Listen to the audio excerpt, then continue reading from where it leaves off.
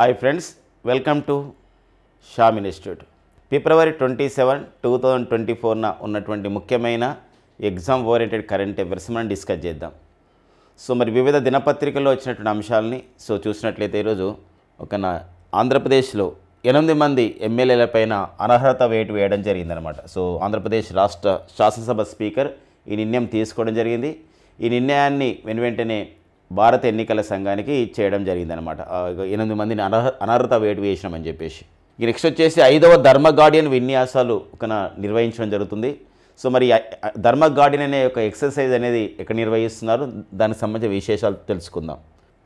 షాపూర్ కండి ఆనకట్ట ప్రారంభం కాబోతుంది. మరి షాపూర్ కండి ఆనకట్ట, దానికి సంబంధించిన విశేషాలు చూద్దాం. FATF అంటే ఫైనాన్షియల్ యాక్షన్ టాస్క్ ఫోర్స్ నుండి గ్రే లిస్ట్లో ఉన్నటువంటి 4 దేశాలకి అక్కడ నుండి వాటిని విముక్తి చేయడం జరిగింది. వాటిని గ్రే లిస్ట్ నుండి తొలగించడం జరిగింది. ఆ 4 దేశాలు ఏంటి, ఇలాంటి విశేషాలు మనం చూద్దాం. ఓకేనండి. ఇక మొదటి అంశం, 8 మంది ఏపీ ఎమ్మెల్యేల పైన అనర్హత వేటు వేయడం జరిగింది. అంటే త్వరలోనే మనకి శాసనసభ లోకసభ ఎన్నికలు నిర్వహిస్తున్న నేపథ్యంలో మరి ఆంధ్రప్రదేశ్ రాష్ట్ర శాసనసభ స్పీకర్ ఈ నిర్ణయం తీసుకోవడం అనేది వార్తల్లో ఉందన్నమాట. ఇక్కడ ఎవరు అంటే ఒక్కోసారి అడగవచ్చు, ఫిబ్రవరి ఇలా ఎగ్జామినేషన్లు అడగొచ్చండి. ఒక్కోసారి ఫిబ్రవరి 26, 2024న ఆంధ్రప్రదేశ్ రాష్ట్ర శాసనసభ ఈ క్రింది ఎవరిపైన అనర్హత వేటు వేయడం జరిగింది అని చెప్పేసి అన్నప్పుడు ఇక్కడ ఆనం రామనారాయణ రెడ్డి గారు, మేకపాటి చంద్రశేఖర్ రెడ్డి గారు, కోటం రెడ్డి శ్రీధర్ రెడ్డి గారు అండ్ ఉండవల్లి శ్రీదేవి. వీళ్ళందరూ కూడా మనం వైసీపీ ఎమ్మెల్యేలుగా ఉన్నారు. మరి కడియం బలరాం అండ్ వల్లభనేని వంశీ గారు అండ్ ముద్దాలి గిరిధర్ అండ్ వాసుపల్లి గణేష్. వీళ్ళందరినీ కూడా కొందరు అధికార అండ్ కొందరు ప్రతిపక్ష సభ్యులు వీళ్ళందరినీ కూడా ఇక్కడ ఎమ్మెల్యేల పైన అనర్హత వేటు వేయడం జరిగిందనమాట. మనకి ఇక్కడ వ్యక్తుల పరంగా, పర్సన్స్ ఇన్ ద న్యూస్ పరంగా ఎంతమందిని అనర్హత వేటు వేశారు ఇక్కడ అనే విషయాన్ని మనం ఇక్కడ చూసుకోవాలి అంశం అన్నమాట. ఓకేనండి. నెక్స్ట్ కరెంట్ అఫైర్ చూద్దాం. నెక్స్ట్ వచ్చేసి one of the important current affairs అండి. ఇది మనకు కాంపిటేటివ్లో పోటీ పరీక్షల్లో ఈ విన్యాసాలపైన అడుగుతున్నారు. రీసెంట్గా జరిగినటువంటి ఏపీపీఎస్సీ గ్రూప్ 2లో కూడా మనకి మిలన్ ఎక్సర్సైజ్ పైన, మిలన్ 2024 ఎక్సర్సైజ్ పైన అడగడం జరిగింది అనమాట. ఇది ఒక నావెల్ ఎక్సర్సైజ్, కానీ చాలా టఫ్లోగా ఇన్డెప్త్గా అడగడం జరిగింది ఈ క్వశ్చన్. మరి అలాంటి నేపథ్యంలో మనకి 5వ ధర్మ గార్డియన్ విన్యాసాలు ప్రారంభమయ్యాయి. అంటే ఫిబ్రవరి 25 నుండి మార్చి 9, మార్చి 9, 2024 ఈ మధ్యలో నిర్వహిస్తారు. అంటే మన ప్రారంభమైనవి ఫిబ్రవరి 25 నుండి మార్చి 9 వరకు 2024 నిర్వహిస్తారు. ఎక్కడ దీన్ని నిర్వహిస్తున్నారు ఈ ధర్మ గార్డియన్ విన్యాసాలు అంటే రాజస్థాన్లోని మహాజన్ ఫీల్డ్ ఫైరింగ్ రేంజ్లో నిర్వహిస్తున్నారు. ఇది 2 దేశాలు పాల్గొంటున్నటువంటి సంయుక్త సైనిక విన్యాసాలు, గుర్తుపెట్టుకోండి. సంయుక్త సైనిక విన్యాసాలు అన్నమాట. అంటే 2 దేశాలు పాల్గొన్నటువంటి సంయుక్త సైనిక విన్యాసాలే ఏంటంటే సైనిక విన్యాసాలు, ధర్మ గార్డియన్ విన్యాసాలు. ఇది ఎన్నవ ధర్మ గార్డియన్ విన్యాసాలు? ఇవి 5వ ధర్మ గార్డియన్ విన్యాసాలు. మరి భారతదేశం తరపున ఈ సంయుక్త సైనిక విన్యాసాల్లో మహాజన్ ఫీల్డ్ ఫైరింగ్ రేంజ్లో భారతదేశం తరపున భారత సైన్యంలోని ఏ ట్రూప్ ఇందులో పాల్గొంటుందంటే రాజ్పుతానా రైఫిల్స్. అంటే 40 మంది సోల్జర్స్ ఉంటారు ఇందులో, 40 మంది సిబ్బంది ఉంటారు. 40 మంది రాజ్పుతానా రైఫిల్స్ వాళ్ళు ఇందులో పాల్గొనడం జరుగుతుంది. జపాన్ దేశానికి చెందినటువంటి 34 ఇన్ఫాంట్రీ రెజిమెంట్ వీళ్ళు కూడా 40 మంది సిబ్బంది ఇందులో పాల్గొనడం జరుగుతుంది. వెరీ ఇంపార్టెంట్గా మనం చూసుకోవాలండి. ఒకవేళ డెప్త్గా అడిగితే ఇక్కడ ఏంటంటే, ఇక్కడ చూడండి, 5 ఎన్నవ ధర్మ గార్డియన్ విన్యాసం అంటే 5. ఏ 2 దేశాల మధ్య జరుగుతాయంటే ఇక్కడ భారత్, జపాన్ దేశాల మధ్య జరుగుతాయి. ఈ సంయుక్త సైనిక విన్యాసాలు అనేది భారత్ మరియు జపాన్ దేశాల మధ్య జరుగుతుంది. ఒక విషయం, భారత్, జపాన్ దేశాల మధ్య జరుగుతుంది. ఇది ఏ తరహా విన్యాసాలు అంటే సైనిక విన్యాసాలు. Date important. అంతేకాకుండా ఎక్కడ నిర్వహిస్తున్నారంటే ఇది ఏ దేశం అంటే మన భారతదేశం నిర్వహిస్తుంది. భారతదేశంలో రాజస్థాన్ నిర్వహిస్తుంది. రాజస్థాన్లో ఎక్కడంటే మహాజన్ ఫీల్డ్ ఫైరింగ్ రేంజ్లో నిర్వహిస్తారు. మహాజన్ ఫీల్డ్ ఫైరింగ్ రేంజ్లో నిర్వహించడం జరుగుతుంది. ఇక నెక్స్ట్ వచ్చేసి మరొక విషయం అండి, ఇక్కడ ఈ ధర్మ గార్డియన్ విన్యాసాలతో పాటుగా అంటే భారత్, జపాన్ దేశాల మధ్య ధర్మ గార్డియన్ విన్యాసాలతో పాటుగా మరికొన్ని విన్యాసాలు కూడా జరుగుతాయి. అవి ఏంటంటే ఇక్కడ షిన్యు మైత్రి అనే పేరుతో భారత్, జపాన్ దేశాలు పాల్గొన్న విన్యాసాలు అవి వైమానిక దళ విన్యాసాలు, ఎయిర్ ఫోర్స్ ఎక్సర్సైజ్. జైమెక్స్ అనే విన్యాసాలు జరుగుతాయి. ఇవి నావిక దళ ఎక్సర్సైజ్ అంటే నావల్ ఎక్సర్సైజ్. ఒక్కోసారి అడుగుతాడు కదనమాట ఏమంటే ధర్మ గార్డియన్, బాగా గుర్తుపెట్టుకోండి ఫ్రెండ్స్, ఇక్కడ ధర్మ గార్డియన్ తర్వాత వచ్చేసి షిన్యు మైత్రి, షిన్యు మైత్రి. నెక్స్ట్ వచ్చేసి జైమెక్స్, ఏదైనా జైమెక్స్. ఈ విన్యాసాల్లో భారత్ ఏ దేశంతో కలుపుకొని ఈ విన్యాసాలు నిర్వహిస్తుంటే జపాన్తో కలుపుకొని విన్యాసాలు నిర్వహిస్తుంది.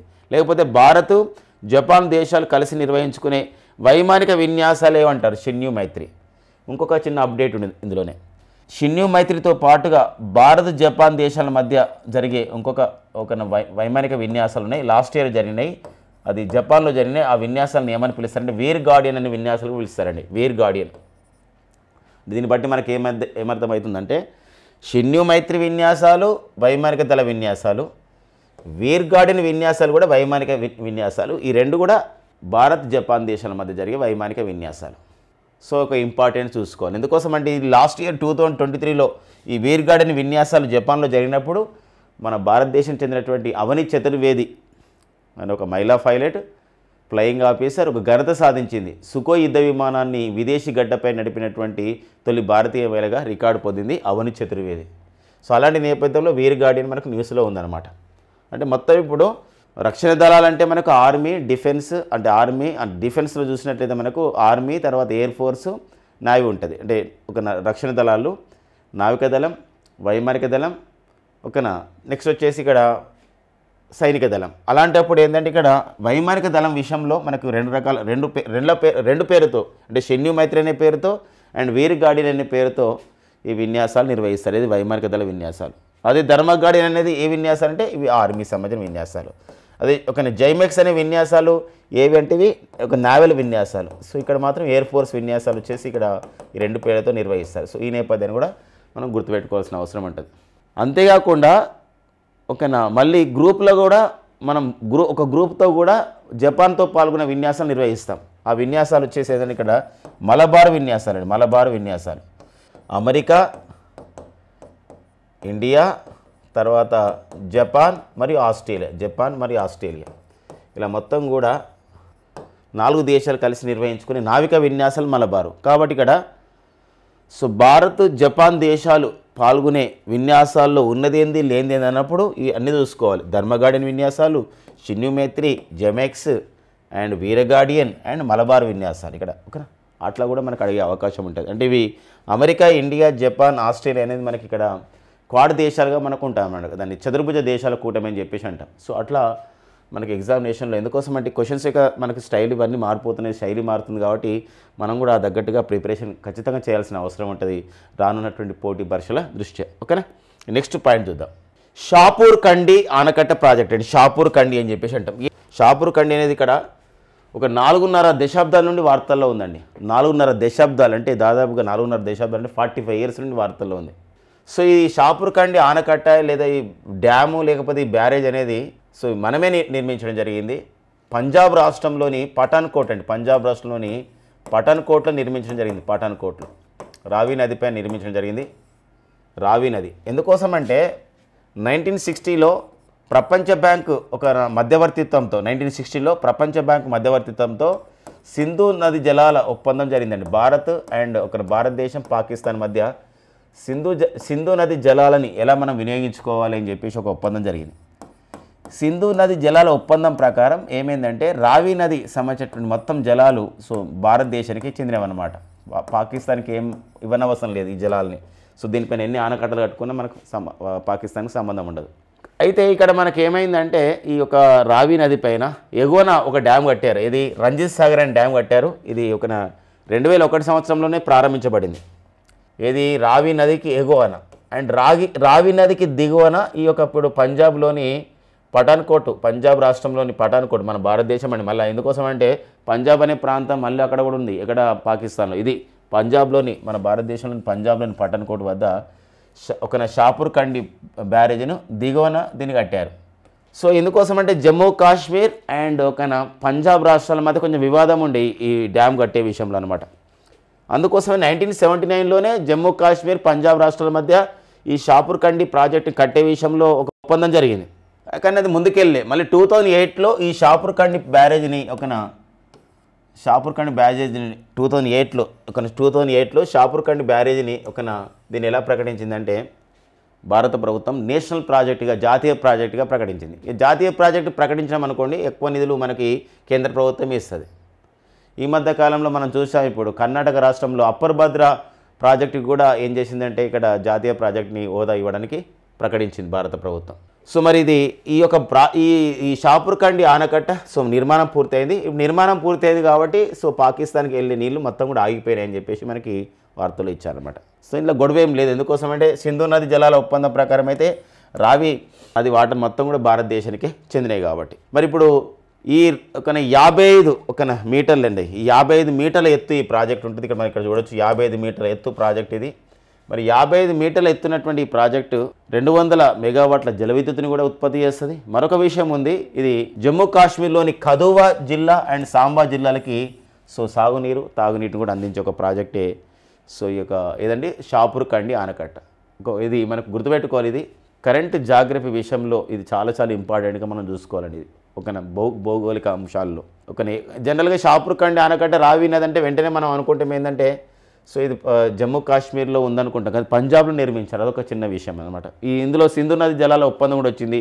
మరి సింధు నది జలాల ఒప్పందం అనేది ఎలా వచ్చింది? మరి సింధు నది జలాల ఒప్పందం అనేది ఎవరి యొక్క పర్యవేక్షణలో జరిగింది? ఎవరు దీనికి మధ్యవర్తిత్వం వహించారంటే ప్రపంచ బ్యాంక్ మధ్యవర్తిత్వంతో జరిగింది సింధు నది జలాల ఒప్పందం. అలాంటి నేపథ్యం కూడా చూసుకోవాలి. ఇక నెక్స్ట్ వచ్చేసి ఇంకా మనకి ఇంకా అడగడానికి ఏమైనా విషయాలు ఉంటే ఎంత ఎత్తు ఉంది అనేది కూడా అడిగే అవకాశం ఉంటుంది ఒకటి షాపూర్ కండి ఆనకట్ట విషయంలో. సో ఇలా మనకు ఒక రావి నది అనేది కూడా ఉంటుంది. మళ్ళీ పంజాబ్లో ఇటీవల కాలంలో సట్లెజ్ నది కూడా మనకు వార్తలో ఉంది ఇట్లా. ఎందుకంటే ఒక సట్లెజ్ నదిలో ఏం చేశారంటే ఐఐటి రోపర్ శాస్త్రవేత్తలు సట్లెజ్ నది తీరంలో ఈ ఐఐటి రోపర్ శాస్త్రవేత్తలు టంటలం అని చెప్పేసి ఒక లోహాన్ని కనిపెట్టారండి. ఇది చాలా అత్యధిక మెల్టింగ్ పాయింట్ అనమాట, హైయెస్ట్ మెల్టింగ్ పాయింట్ ఉంది. ప్లాటినం కన్నా కూడా ఎక్కువ మెల్టింగ్ పాయింట్ ఉందన్నమాట. ద్రవీభవన స్థానం ఉన్నటువంటి టంటలం లోహాన్ని, అంటే ఇది ఆల్రెడీ మెండలి పాల్పడుతున్న పట్టికలో ఉంది ఈ లోహము.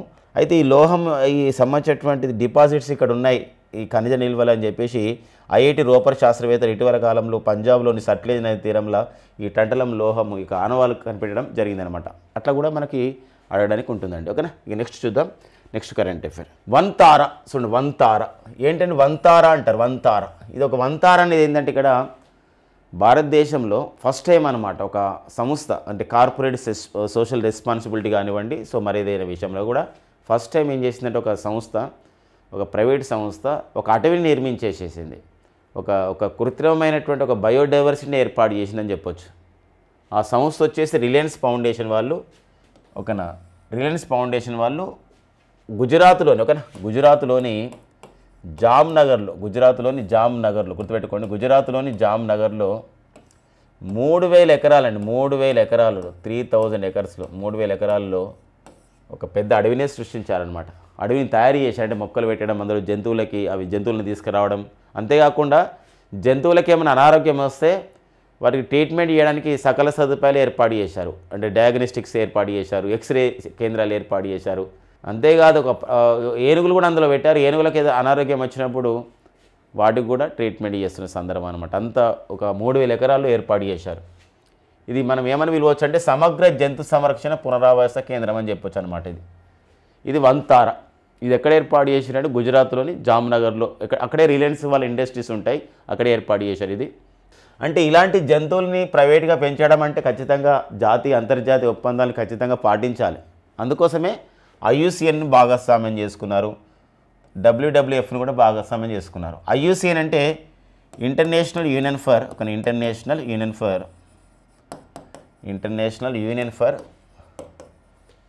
Conservation of international union for conservation of the nature అని చెప్పేసి అంటామండి. ఈ సంస్థ ఐయుసిఎన్ స్విట్జర్లాండ్లో ఉంటుంది. వరల్డ్ డబ్ల్యూడబ్ల్యూఎఫ్ అంటాం. డబ్ల్యూడబ్ల్యూఎఫ్ అంటే ఇక్కడ వరల్డ్ వైల్డ్ లైఫ్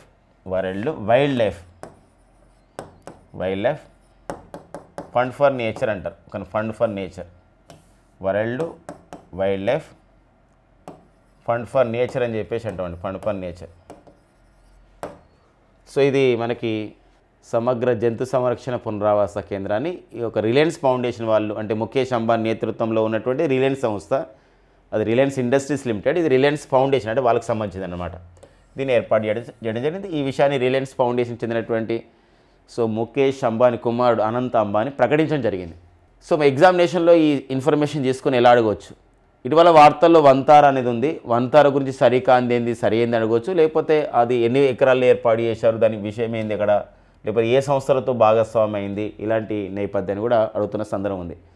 పర్యావరణం పైన జీవ వైవిధ్యం పైన ఖచ్చితంగా మనకు బిట్స్ ఈ మధ్యకాలంలో వస్తున్నాయి, జంతువుల పైన కూడా. ఇప్పుడు ఈ మధ్య జరిగిన ఒక ఎగ్జామ్లో మంచు చిరుతపులి అంటే స్నో లిపర్డ్ మంచు చిరుతపులిని ఈ క్రింది ఏ దేశం ఇటీవల కాలంలో జాతీయ జంతువుగా ప్రకటించుకుందని చెప్పేసి అన్నాడు. ఇది కిర్గిజిస్తాన్. అట్లా అడుగుతున్నాడు. మనం ఇదే చూసుకొని ఇంకా ఇదే ఎప్పుడు నేర్చుకోకూడదు, మళ్ళీ అప్డేట్ కావాలి. ఈ మధ్య కాలంలో చూడండి, ఇప్పుడు అస్సాం రాష్ట్రం ఉంది. అస్సాం రాష్ట్రం ఏం చేసిందంటే తమ రాష్ట్రానికి సంబంధించినటువంటి ఒక ఫలం అంటే ఫ్రూట్గా దేని ప్రకటించిందంటే ఇక్కడ ఒక మనకు గుర్తుపెట్టుకోండి, ఏది ప్రకటించింది ఒక రాష్ట్రానికి సంబంధించిన ఇక్కడ ఏంటంటే ఇక్కడ కేజీ లేమ్. ఏదంటే కేజీ లేమ్ అంటే ఇక్కడ ఏంటంటే ఇక్కడ ఒక లెమన్ అని కేజీ లేమ్. కేజీ అని ఒక నిమ్మ పండును కేజీ లేమును ఎలా ప్రకటించింది? అస్సాం రాష్ట్ర ఫలంగా ప్రకటించింది. ఇలా కూడా అడుగుతున్న సందర్భం ఉంటుంది మనకి.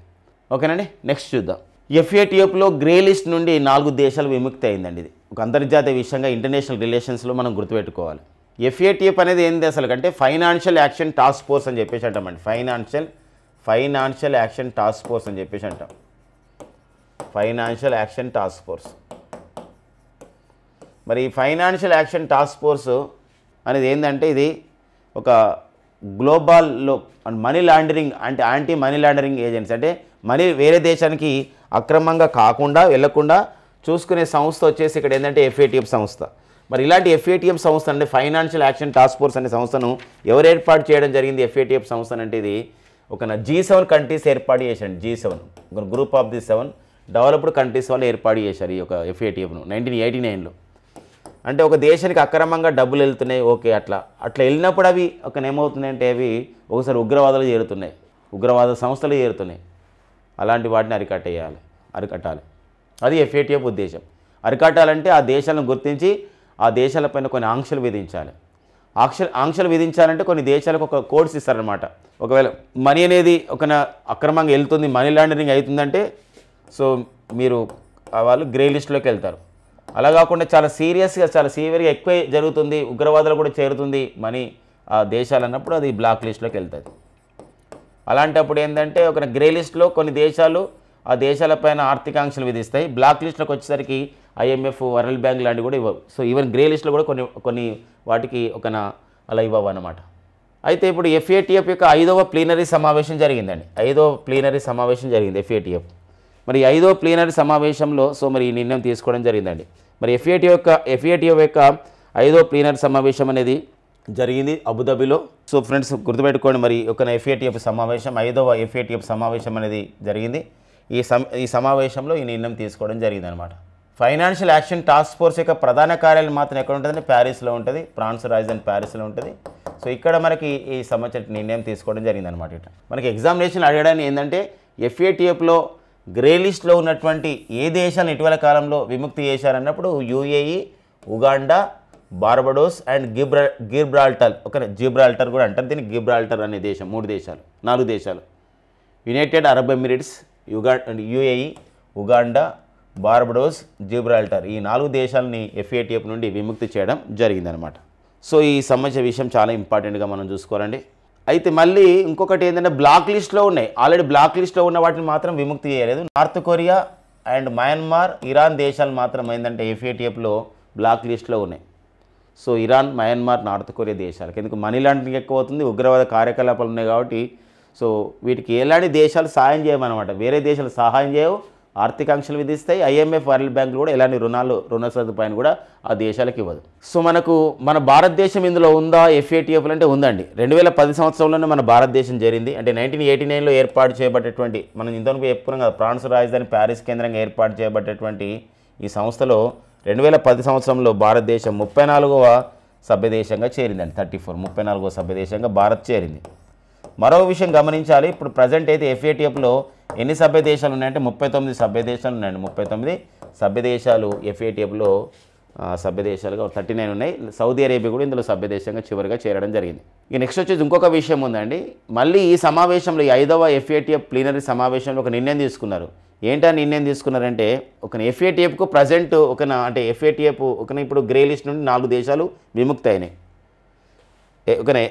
అయితే ఈ గ్రే లిస్ట్లో 4 విముక్తి అయితే కొన్ని దేశాలు అనుమానాస్పదంగా ఉండడం చేత కొన్ని దేశాలకి అనుమానాస్పదమైనటువంటి మనీ లాండరింగ్ అంశాలు ఉండడం వల్ల 2 దేశాలు ఆ 2 దేశాలు వచ్చేసి ఇక్కడ ఏంటంటే Kenya Namibia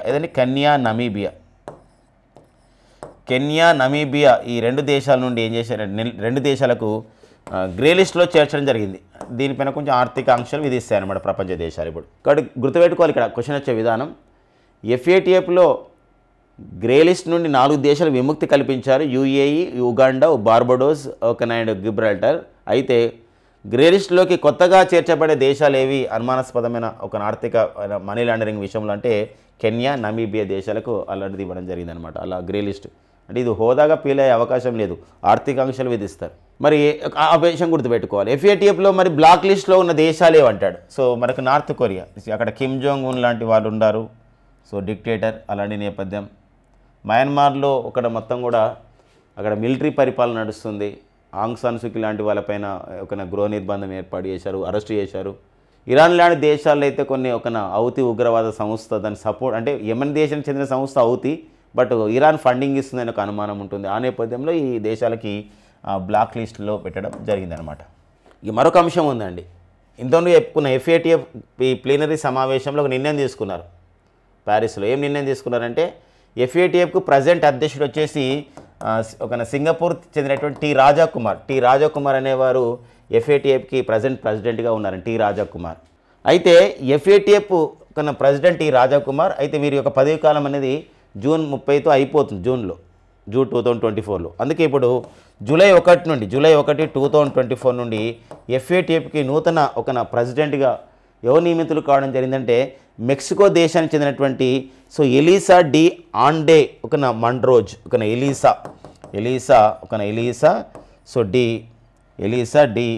ELISA de Anda Anda Madrazo అండి. ఎలీసా డి ఆండే మండ్రోజ్ అనేవారు FATFలో ఇప్పుడు జూలై 1, 2024 నుండి నూతన ప్రెసిడెంట్గా నియమితులు కాబోతున్నారు. సో ఇట్లా మనకి అడుగుతున్న సందర్భం ఉంటుంది. ఎవరు టీ రాజాకుమార్ ఏ దేశం అంటే సింగపూర్. పేరు చూస్తే మన భారతీయులాగా అనిపిస్తాడు, బట్ టీ రాజాకుమార్ అనమాట. అతను సింగపూర్ దేశానికి చెందినవారు.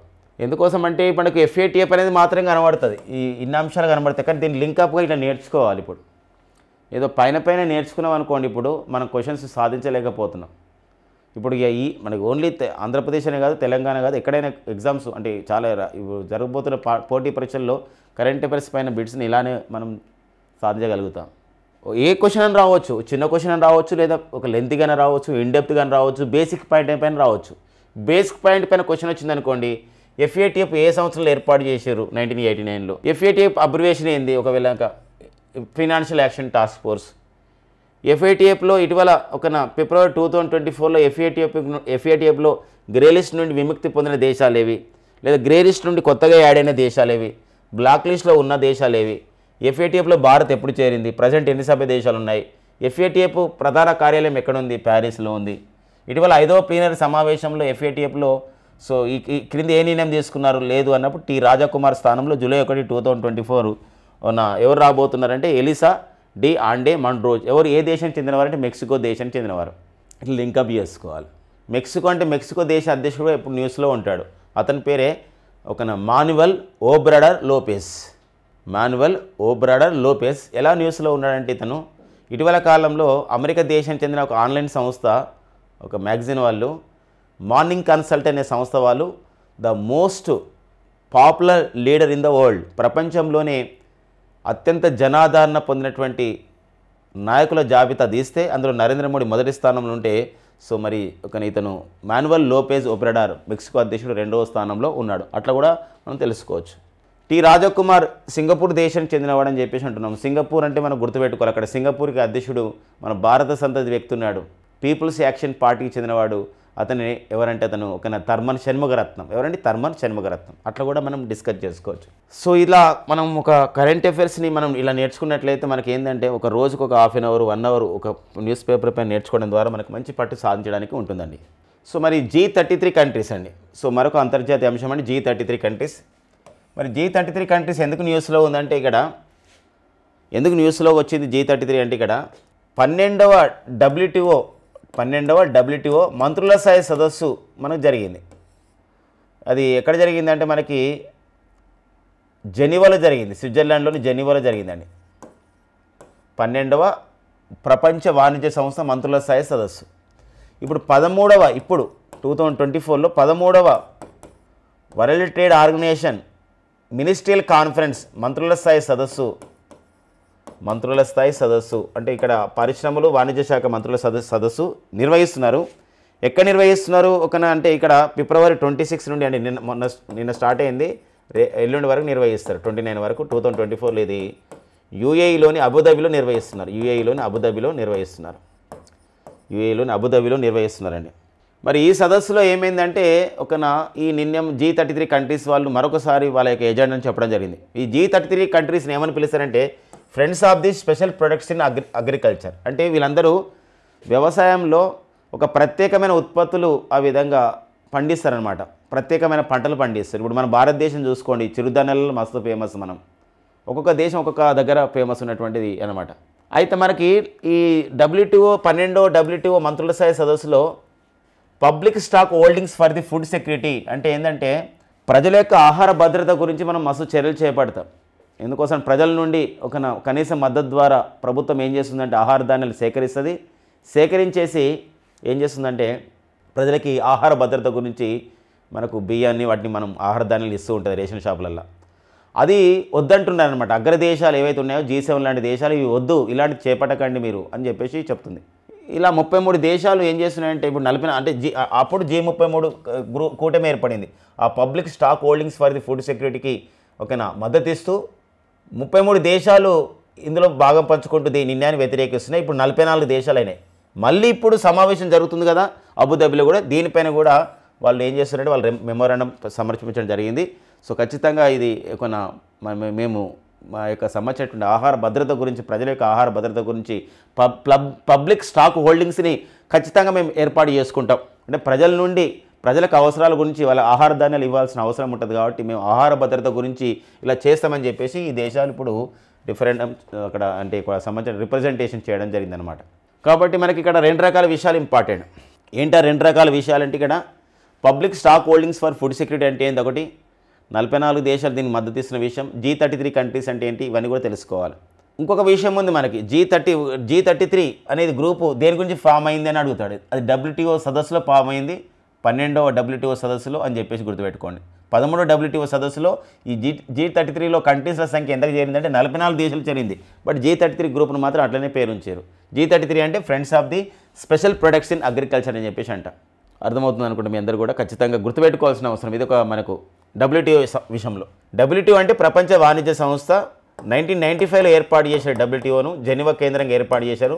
ప్రజెంట్ అయితే WTOకి మరి గోజీ ఒకాంజో ఐవియాల్ అని చెప్పేసి ఒక వీరు నైజర్ దేశం చెందిన ఈమె ప్రజెంట్ అయితే సో WTOకి డైరెక్టర్ జనరల్గా పనిచేస్తుంది. WTOకి డైరెక్టర్ జనరల్గా పనిచేస్తున్న తొలి ఆఫ్రికా మహిళ కూడా గోజీ ఒకాంజో ఐవియాలో. మరి WTOలో ప్రజెంట్ 164 దేశాలు ఉన్నాయన్నమాట భారత్తో పాటు. గతంలో WTO కన్నా ముందు ఘాట్ అనేది ఉంది. ఆ ఘాట్ స్థానంలోనే 1995లో సో ఎప్పుడైతే ఘాట్ తన ఉనికిని కోల్పోయిందో అప్పుడు 1995లో ఒక WTO ఏర్పాటు చేయబడడం జరిగింది. ఘాట్ అంటే general agreement on tariffs and trade అని చెప్పేసి అంటామండి. General agreement on tariffs and trade అని చెప్పేసి పిలుస్తాం. ఓకేనండి, ఇక నెక్స్ట్ చూద్దాం. నాటోలో స్వీడన్ సభ్యత్వ హోదాను బలపరిచిన హంగేరీ. సో మనకి ఓకేనండి, లాస్ట్ టైం నాటో సదస్సు 2023లో విల్నియస్ అనే లిథువేనియాలోని విల్నియస్లో జరిగింది. ఈ సమావేశంలోనే ఫిన్లాండ్కి సభ్య దేశంగా హోదా లభించింది. ఫిన్లాండ్తో పాటుగా స్వీడన్ దేశాన్ని కూడా సభ్యత్వ హోదా ఇస్తున్నట్టు ప్రకటించారు. అప్పుడు మనం చెప్పుకున్నాం నాటోలో 31వ సభ్య దేశంగా ఫిన్లాండ్, 32వ సభ్య దేశంగా స్వీడన్ చేరబోతుందని. అయితే ఫిన్లాండ్ అంటే నాటో యొక్క ఉద్దేశం ఏంటంటే నార్త్ అట్లాంటిక్ ట్రీటీ ఆర్గనైజేషన్ మన ప్రపంచంలో అతిపెద్ద సైనిక కూటమిగా నాటో ఉంది. ఈ రష్యా ఉక్రెయిన్ యుద్ధ సమయంలో నాటో ఏమనుకుంటుందంటే తమ యొక్క సభ్యత్వాన్ని పెంచుకోవాలని భావించిన సందర్భంలో 2 దేశాల సభ్యత్వం ఇచ్చింది. కానీ నాటో రూల్స్ అండ్ రెగ్యులేషన్స్ ప్రకారం ఒక దేశానికి సభ్యత్వం ఇవ్వాలంటే నాటోలోని అన్ని దేశాలు, ఇప్పుడు నాటోలో 30 సభ్య దేశాలు ఉన్నాయి. అప్పుడు ఆ 30 సభ్య దేశాలు ఆమోదిస్తే 31వ సభ్య దేశంగా ఫిన్లాండ్ చేరింది. మళ్ళీ ఇప్పుడు 31 సభ్య దేశాలు ఆమోదిస్తే 32వ సభ్య దేశంగా స్వీడన్ అనేది వస్తుంది అనమాట. సో మొన్నటి వరకు ఏంటంటే తుర్కీ దేశం ఆమోదించింది స్వీడన్ యొక్క సభ్యత్వాన్ని. ఇప్పుడు స్వీడన్ సభ్యత్వాన్ని హంగేరీ దేశం కూడా బలపరిచింది అనమాట. ఆ దేశ పార్లమెంటు హంగేరీ రాజధాని వచ్చేసి బుడాపెస్ట్. హంగేరీ రాజధాని బుడాపెస్ట్లో ఏం చేశారంటే ఆ యొక్క పార్లమెంట్ సమావేశమై సో ఎస్ మేము నాటోలో స్వీడన్ సభ్యత్వాన్ని బలపరుస్తున్నామని చెప్పేసి ఓటింగ్ జరిపితే చాలామంది అనుకూలంగా ఓటేసి ఆ ఓటింగ్ అనేది ఆ యొక్క తీర్మానం అనేది గెలవడం జరిగిందనమాట. ఇది స్వీడన్ యొక్క సభ్యత్వాన్ని పొందే విషయంలో. కాబట్టి త్వరలోనే వెరీ సూన్ ఇప్పుడు మళ్ళీ స్వీడన్లో కూడా పార్లమెంట్ మళ్ళీ వాళ్ళు ఆమోదించాలి. ఇట్లా ఆమోదిస్తే ఏమైతుందంటే ఇక స్వీడన్లో ఖచ్చితంగా ఆమోదించే అవకాశం ఉంది. కాబట్టి ఇక్కడ ప్రతిపక్షంలో ఉన్న వాళ్ళు ఖచ్చితంగా ఆమోదిస్తారు. కాబట్టి సో వెరీ సూన్ అధికారికంగా నాటోలో 32వ సభ్య దేశంగా ఎవరు చేరబోతున్నారంటే స్వీడన్ చేరబోతుంది. ఒక్కోసారి ఇట్లా అడుగుతాడు, నాటోలో 31 సభ్య దేశంగా ఫిన్లాండ్ చేరింది, 32వ సభ్య దేశంగా చేరడానికి చివరిగా ఆ సభ్యత్వ హోదాను బలపరిచిన దేశం ఏదన్నప్పుడు రైట్ ఆన్సర్ ఏంటంటే హంగేరీ అని గుర్తుపెట్టుకోండి.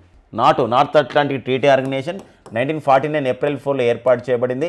సో మరి బెల్జియం రాజధాని బ్రజల్స్ కేంద్రంగా పనిచేస్తున్న సంస్థ వచ్చేసి నాటో. సో మరికి జెన్స్ స్టోల్టెన్బర్గ్ అనేవారు ప్రజెంట్ నాటోకి సో డైరెక్టర్ జనరల్గా పనిచేస్తున్నారు. వీరు నార్వే దేశానికి చెందినవారు అనమాట. నాటో వాళ్ళు మేమంతా ఒకటే అని చెప్పేసి వాళ్ళు ప్రతి సంవత్సరం కూడా ఒక సైనిక విన్యాసాలు నిర్వహిస్తూ ఉంటారు, రక్షణ విన్యాసాలు, భద్రతా విన్యాసాలు. దాని పేరు వచ్చేసి స్టడీ ఫాస్ట్ డిఫెండర్ అనే పేరుతో భద్రతా విన్యాసాలను, సెక్యూరిటీ ఎక్సర్సైజ్ని నిర్వహిస్తున్నటువంటి కూటమి ఏదంటే నాటో కూటమి. ఓకేనా? సో ఆ నేపథ్యం గుర్తుపెట్టుకోండి. 2024లో మరి నాటో సదస్సు వాషింగ్టన్లో నిర్వహించబోతున్నారు. లాస్ అండ్ డ్యామేజ్ ఫండ్ అని చెప్పేసి అంటాం. Conference of the parties 27 United Nations framework convention on the climate change 2022లో సో ఈ యొక్క లాస్ అండ్ డ్యామేజ్ ఫండ్ పైన చర్చకు వచ్చిందనమాట. లాస్ అండ్ డ్యామేజ్ ఫండ్ని ఏర్పాటు చేశారు. ఇప్పుడు ఆ ఫండ్ని ఎవరికి ఇవ్వాలని చెప్పేసి ఒక బోర్డు ఏర్పాటు చేశారు 26 దేశాలతో. వరల్డ్ క్లైమేట్ యాక్షన్ సమితి అంటాం, అంటే ప్రపంచ వాతావరణ మార్పుల సదస్సు లేదా United Nations framework convention on the climate change. ఈ సదస్సు ఎక్కడ జరిగిందంటే షర్మ్ ఎల్ షేక్ అనే నగరంలో జరిగింది. సో మరి ఈజిప్ట్లో జరిగింది. ఏవైతే మస్తు అక్కడ ఏమైతే పర్యావరణ పరంగా డ్యామేజ్ ఉందో, లేకపోతే అక్కడ వాతావరణ పరంగా డ్యామేజ్ ఉందో, అక్కడ పొల్యూషన్ ఎక్కువ ఉందో, లేదా పొల్యూషన్ కాపాడడానికి చర్యలు చేపడతారో వాళ్ళకి ఫండ్ అవసరం వస్తుంది, నిధులు. ఆ నిధులని అభివృద్ధి చెందిన దేశాలు ఏం చేస్తారంటే లాస్ అండ్ డ్యామేజ్ ఫండ్ పేరుతో డబ్బులు ఇస్తారు. అవి మిగతా దేశాలు వాడుకోవాలన్నమాట. అది loss and damage fund. But ఈ ఫండ్ను ఎలా వాడుకోవాలి, ఈ నిధిని ఎలా వాడుకోవాలని చెప్పేసి ఏర్పాటు చేసింది loss and damage board. So ఇది COP28 Conference of the Parties 28 United Nations framework convention on the climate Change 2023 మనకి ఎక్కడ నిర్వహించడం జరిగిందంటే UAEలోని దుబాయ్లో నిర్వహించడం జరిగింది. సో ఈ సదస్సులో ఈ ఒక బోర్డుని ఏర్పాటు చేయడం జరిగింది.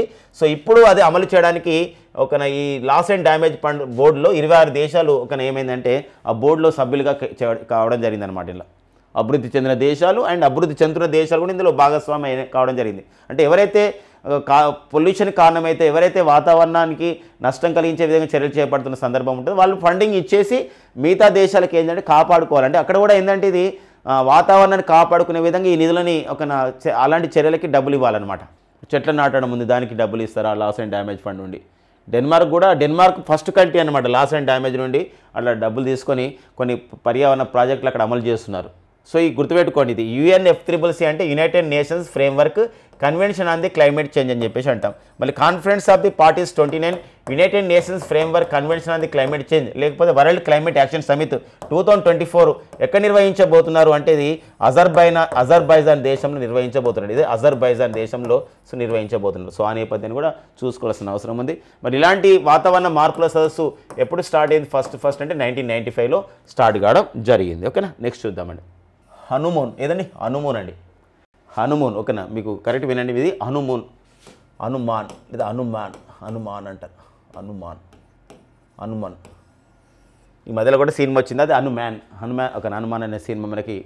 ఇది హనుమాన్ అండి. ఇది ఒకటి చాట్ జీపీటీ లాంటిది. ఇది భారత్ జీపీటీ ఎకోసిస్టమ్ అనేది ఏం చేద్దాం ఏర్పాటు చేశారు. భారతదేశంలో జీపీటీని అభివృద్ధి చేసుకోవాలి అనే ఒక వ్యవస్థను ఏర్పాటు చేసుకోవాలి.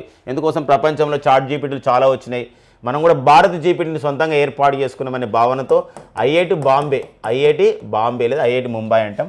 సో మరి ఐఐటి బాంబేతో పాటు మరో 7 ఐఐటీలు కలిసి కొన్ని సంస్థలు కలిసి భారత్ జీపీటీ ఎకోసిస్టమ్ ఏర్పాటు చేసి ఒక ఆర్టిఫిషియల్ ఇంటెలిజెన్స్ టూల్స్ని ఏర్పాటు చేస్తున్న కృత్రిమ మేధస్సుతో అలా ఏర్పాటు చేసింది హనుమాన్. ఇది ఇప్పుడు భారతదేశంలో అనేక భాషల్లో రాబోతుందని చెప్పేసి మనకు న్యూస్లో ఇవ్వడం జరిగిందండి హనుమాన్. కాబట్టి ఇటీవల కాలంలో హనుమాన్ అనేది ఏంది అంటే ఒక AI tool, artificial intelligence tool. ఎవరు ఏర్పాటు చేశారంటే ఐఐటి బాంబే నేతృత్వంలో 7 ఐఐటీలు కలిసి కొన్ని సంస్థలు కలిసి రిలయన్స్ సంస్థ కూడా ఉందండి భాగస్వామి అయింది. సో భారత్ జీపీటీ ఎకోసిస్టంలో భాగంగా ఏర్పాటు చేయబడ్డ ఏఐ టూల్ ఏది, ఆర్టిఫిషియల్ ఇంటెలిజెన్స్ టూల్ ఏంది, ఒక చాట్ జీపీటీ ఏదన్నప్పుడు అది ఏంటండి, అది హనుమాన్. ఆ విషయం గుర్తుపెట్టుకోండి. ఇది ఒకటి మనం నిన్న కూడా చెప్పుకున్నాం. జీపీటీ అంటే జనరేటివ్ ప్రీ ట్రైన్డ్ ట్రాన్స్ఫార్మర్ అని చెప్పేసి అంటాం. జీపీటీ అంటే ఏంటంటే generative so pre trained transformer అని చెప్పేసి అంటాం. సో ఈ పాయింట్ గుర్తుపెట్టుకోండి. ఓకే, నెక్స్ట్ చూద్దాం. ఇక నెక్స్ట్ వచ్చేసి DRDO, Defence research development Organisation. So మనకు స్వదేశంగా మనం ఎన్నో అభివృద్ధి చేస్తున్నాం ఈరోజు, మిజైల్స్ ఇక ఇలాంటివన్నీ కూడా. అంటే డిఆర్డిఓ పాత్ర కూడా చాలా ఉంది అనమాట. మనకు తెలుసు స్వదేశంగా అంటే ఆత్మనిర్భర్ భారత్ అభియాన్లో భాగంగా మనం ఇండిజినస్గా ఈరోజు చాలా తయారు చేసుకుంటున్నాం. అలా ఇండిజినస్గా తయారు చేసుకుంటే డిఆర్డిఓ అనుబంధ సంస్థలతో పాటు కొన్ని ప్రైవేట్ సంస్థలు కూడా భాగస్వామి అవుతున్నాయి రక్షణ వ్యవస్థలో. అలాంటి రక్షణ వ్యవస్థలను గుర్తించి అంటే క్వాలిటీ కౌన్సిల్ ఆఫ్ ఇండియా అని ఉంటుందండి. Quality council of India. మరి క్వాలిటీ కౌన్సిల్ ఆఫ్ ఇండియా మన దేశంలో 1997లో ఏర్పాటు చేయబడింది. ఈ సంస్థ అంటే డిఆర్డిఓ 1958లో ఏర్పాటు చేయబడింది. మరి ఒక సంస్థకి నాణ్యత ప్రమాణాలు పాటిస్తున్నాయా లేవా అంటే ఈ సంస్థ చూసుకుంటుంది, quality council of India. DRDO quality council of ఇండియాతో ఏమైనా కొలాబరేషన్ అయ్యి ఓకేనా, ఏవైతే రక్షణ ఉత్పత్తులను తయారు చేస్తున్న ప్రైవేట్ సంస్థలకి ఏం చేస్తుందంటే ఒక 9 సంస్థలకి ఏం చేసిందంటే డిఆర్డిఓ ఓకేనా ఈ సమ్మర్ అసెస్మెంట్ సర్టిఫికేషన్ ఇచ్చిందండి. ఈ సమ్మర్ అసెస్మెంట్ సర్టిఫికేషన్ అంటే system for advance manufacturing assessment and rating అని చెప్పేసి అంటొచ్చు అనమాట. అంటే ఆ సంస్థలకి అలా రేటింగ్ ఇవ్వడం ద్వారా వాళ్ళ యొక్క వస్తువులకు ఒక డిమాండ్ ఉంటుంది, వాళ్ళ వస్తువులకి ఇంకా మరింతగా వాళ్ళు తయారు చేస్తారు, ఒక పోటీ వాతావరణం ఉంటుంది సంస్థల మధ్య అనే ప్రధానమైన ఉద్దేశం ఇందులో కనబడుతుంది.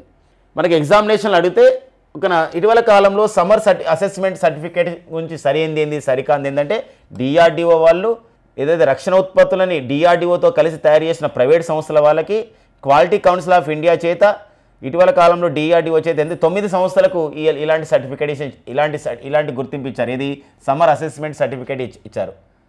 ఈ సమ్మర్ సర్టిఫికేషన్ రాగానే మళ్ళీ వాళ్ళ నాణ్యత ప్రమాణం ఎలా ఉంటుందో అంటే మాకు సర్టిఫికేట్ వచ్చింది కాబట్టి మేము సరిగా పనిచేయకుంటే అంటే కుదరదండి. ఇట్లా 2 years మాత్రమే ఉంటుంది. 2 years మాత్రమే ఈ సర్టిఫికేషన్ గుర్తింపు ఉంటుంది. మళ్ళీ 2 yearsకి మళ్ళీ వాళ్ళు ఏం చేయాలంటే వాళ్ళు మరింతగా పనిచేసి మళ్ళీ సర్టిఫికేషన్ పొందాలన్నమాట.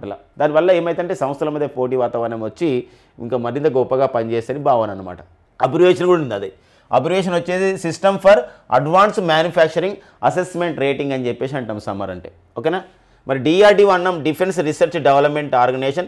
ప్రజెంట్ డిఆర్డిఓకు చైర్మన్గా సో ఎవరు పనిచేస్తున్నారంటే సమీర్ వి కామత్ అనేవారు పనిచేస్తున్నారు. సమీర్ వి కామత్. ఓకేనా, నెక్స్ట్ చూద్దామండి. ఇక వార్తల్లో వ్యక్తులు ఉన్నారు. పంకజ్ ఉద్దావ్ గుజరాత్లో జన్మించారు. వీరు గజల్ గాయకుడు అనమాట. గజల్స్ అంటాం కానీ గజల్ గాయకుడు. సో మనకి పాటలు పాడతాడు. ఇతను చనిపోవడం జరిగింది. మరి విజయ్ శేఖర్ శర్మ పేటిఎం సంబంధించినటువంటి ఒక ఏదైతే మన బ్యాంక్ ఉందో పేటిఎం బ్యాంక్ ఒక లిమిటెడ్ అని చెప్పేసి అంటాం. ఈ సంస్థకి వీరు ఒక చైర్మన్గా ఉన్న విజయ్ శేఖర్ శర్మ సో తన పదవికి రాజీనామా చేయడం జరిగిందనమాట. సో మనకు గత కొన్ని కాలం నుండి Paytm RBI rules and regulations పాటించకపోవడం చేత సో పేటిఎంకు గడువు విధించింది అనమాట. March 15 వరకు ఖచ్చితంగా మీరు పాటించాల్సిన సందర్భం ఉందని చెప్పేసి. ఆ నేపథ్యంలో విజయ్ శేఖర్ శర్మ తన పదవికి రాజీనామా చేయడం మనకు న్యూస్లో ఉంది. మరి విజయ్ శేఖర్ శర్మ 1997లో పేటిఎం అనే సంస్థను నోయిడా కేంద్రంగా ప్రారంభించడం జరిగిందనమాట. ఓకేనా, ఇది 1997 కమ్యూనికేషన్లో భాగంగా ఈ పేటిఎం సంస్థని నిర్వహించబడుతుంది. యూపీఐ లావాదేవీల విషయంలో పేటిఎం అనేది అగ్రస్థానంగా ఉండేది. ఇటీవల కాలంలో ఈ పరిణామాలతో సో ఇది మనకు వార్తలో ఉందన్నమాట. ఇక నెక్స్ట్ వచ్చేసి మన భారతీయుడైనటువంటి ప్రొఫెసర్ అశోక్ వీరరాఘవన్ అనే సైంటిస్ట్కి శాస్త్ర సాంకేతిక రంగంలో కృషి చేసినందుకు గాను అమెరికాలోని టెక్సస్లో టెక్సస్ గవర్నమెంట్ చేత ఎడిత్ పీటర్ ఓ డన్నెల్ అవార్డు పొందడం జరిగింది.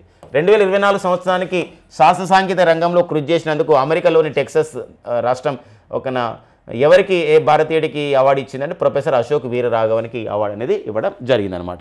ఇక నెక్స్ట్ వచ్చేసి తువాలు దేశ ప్రధానిగా ఎవరు నియమితులు కావడం జరిగింది అంటే పెనిటిలా తియో ఓకేనా.